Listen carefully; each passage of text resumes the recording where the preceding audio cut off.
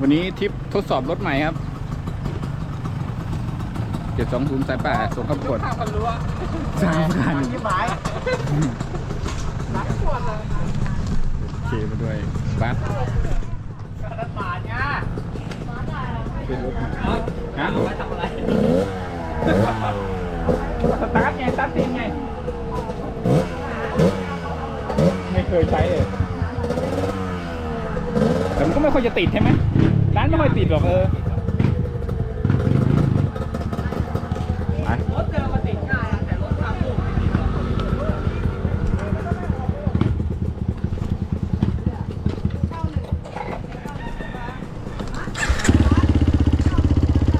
รถใหม่ครับเซ็ตรถใหม่ครับวันนี้140G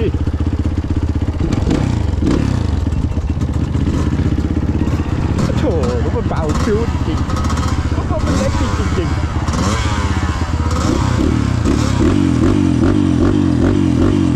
มา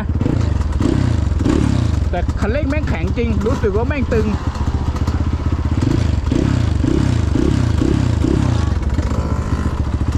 เฮ้ยยังไม่ได้ปรับแต่งกันเลย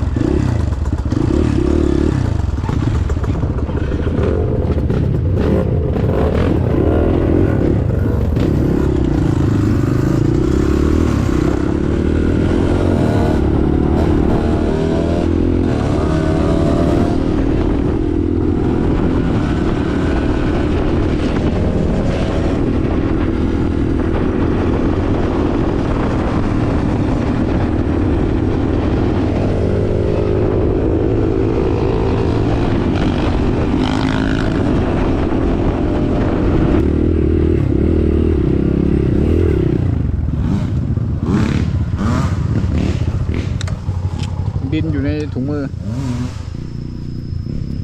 ดูสภาพเขาเลยเดี๋ยวดิรอดิเดี๋ยวถ่ายคลิปให้ขาจะลื่นไปหมดเลยผมว่าตั้งแต่กลับมาจากบ่อทองนะไปย้อนไปก่อนเลย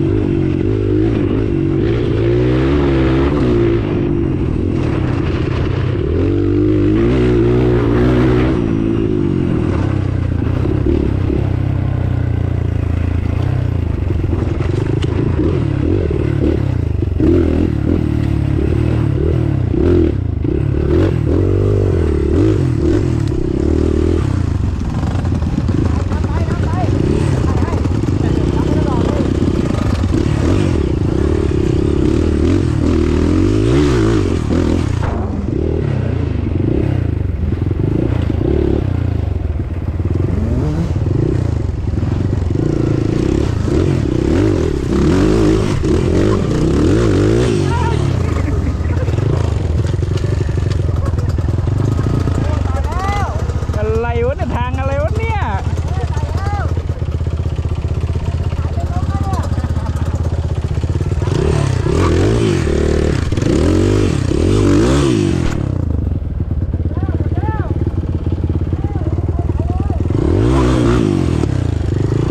เย้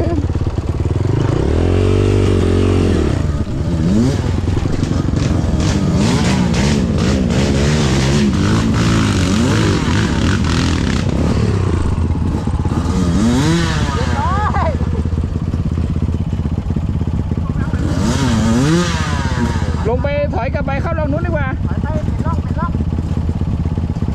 หน้ามันเยอะ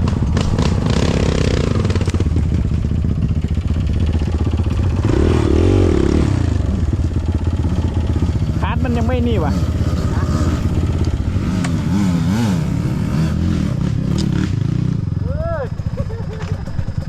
กิ่งตะเมาไม่ไปไหนแล้วน้องพี่นอนเลยไปเลือดตายอยู่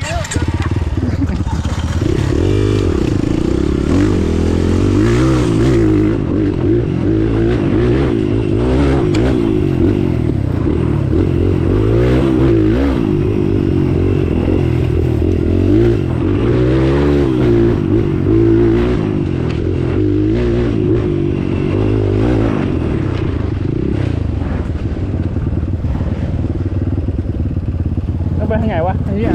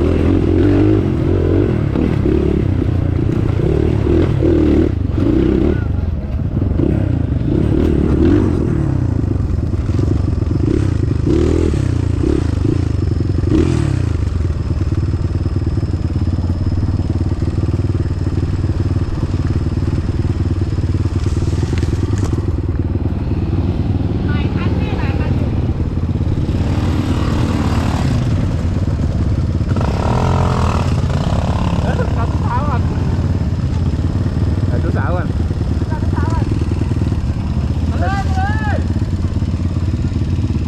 ยากนะเนี่ยทางเนี้ยเนี่ยสำหรับรถติดล้ออะว้าว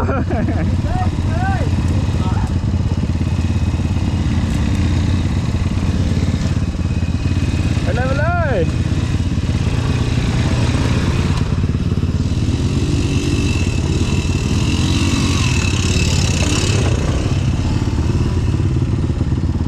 มันส่งเนินเว้ยมันส่งขึ้นเนินเว้ยเฮ้ยคันนี้เฟี้ยวเว้ย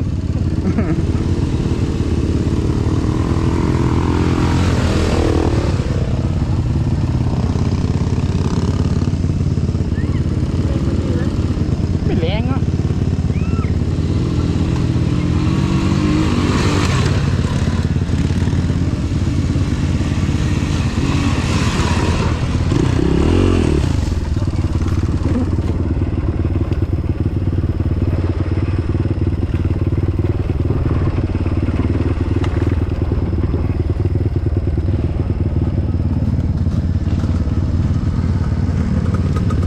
ไปทางไหนอ่ะ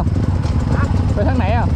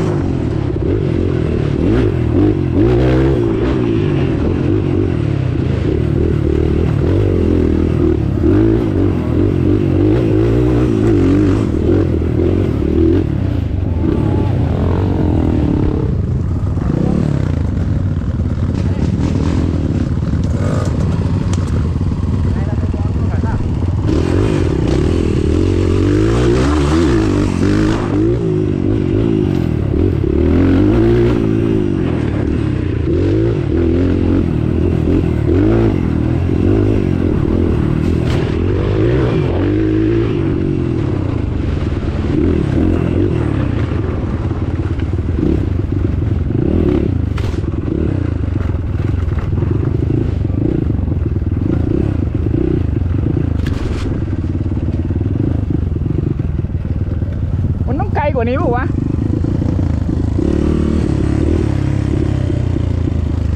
ฮะไปนี่ก็ได้มั้งไปน้ำตกดีกว่ามั้งทางนู้นเหรอเออ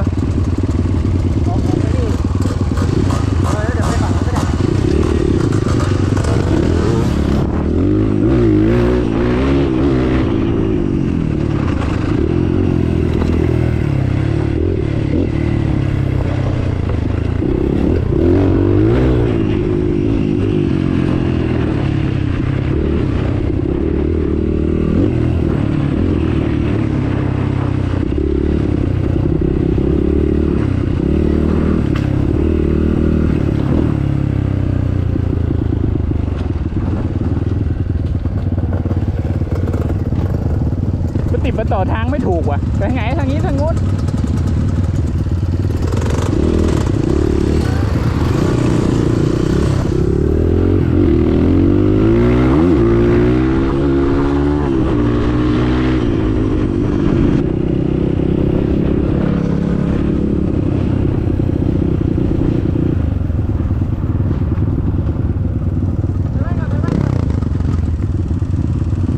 ให้บาสดำให้บาสดำ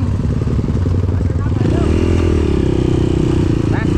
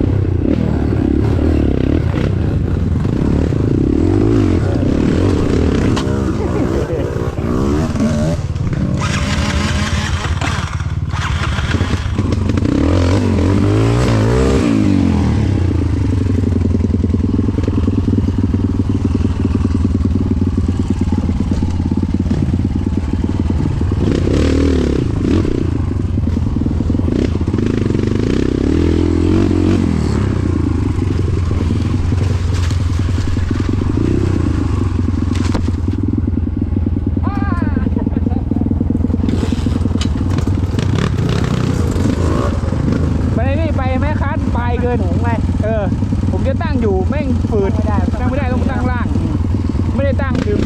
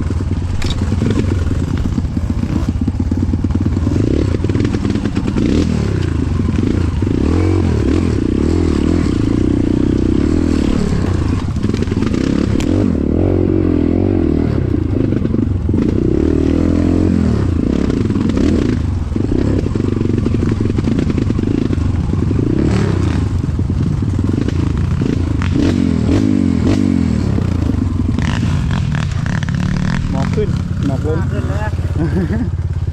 มากขึ้น มันจะเป็นตอนนี้ป่าวะ ตอนขี่มาที่แรกมันไม่เห็นตึกตึกตึกตึกตึก ถ้าเราขี่ช้ามันจะเป็นอย่างเงี้ยมันรอบเนี่ยแหละพ่อ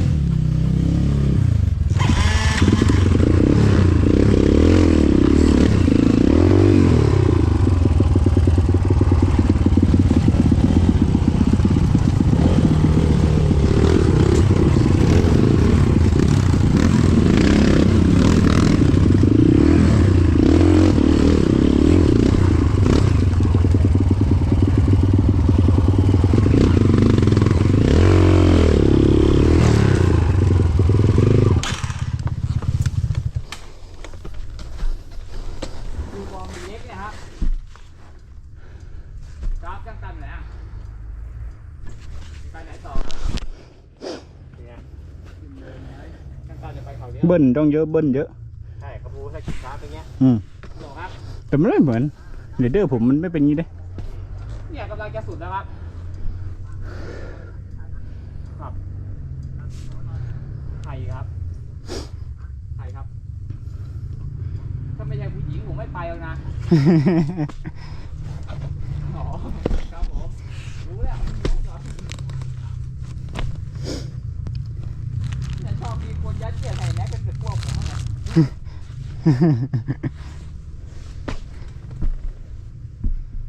เลี้ยวซ้ายเหรอครับตรงไปกระดาษเลี้ยวซ้ายนี่กระดาษสิเลี้ยวซ้ายเลยเหรอ ทำไมตรง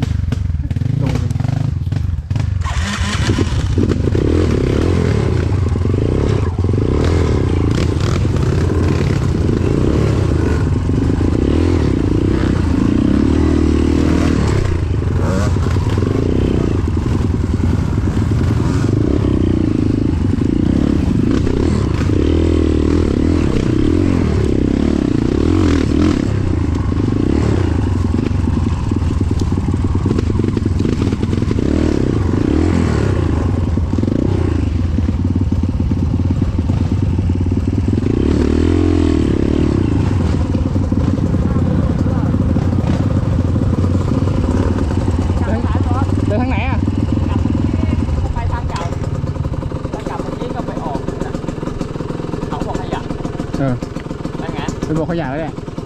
ไปบอกขยะแล้วไปหุบจงอางอ่ะ ฮะ ไปบอกขยะไปหุบจงอางอ่ะ จงอางจงอางมันก็ต้องไปเข้าตรงนู้นใหม่เลย บอกขยะก่อนก็ได้ ไปเขาบอกขยะได้เลย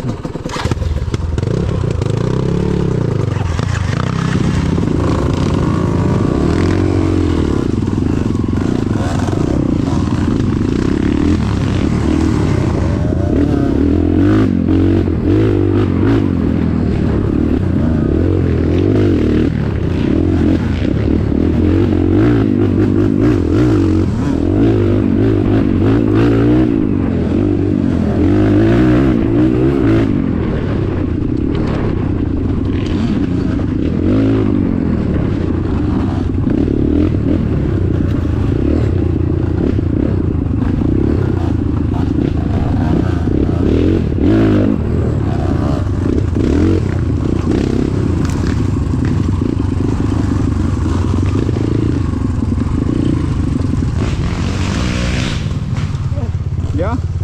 เขาเหมาควันในก๊อฟแม่งมันออกมาเป็นใจแก้วอ่ะ อ๋อของใหม่ของใหม่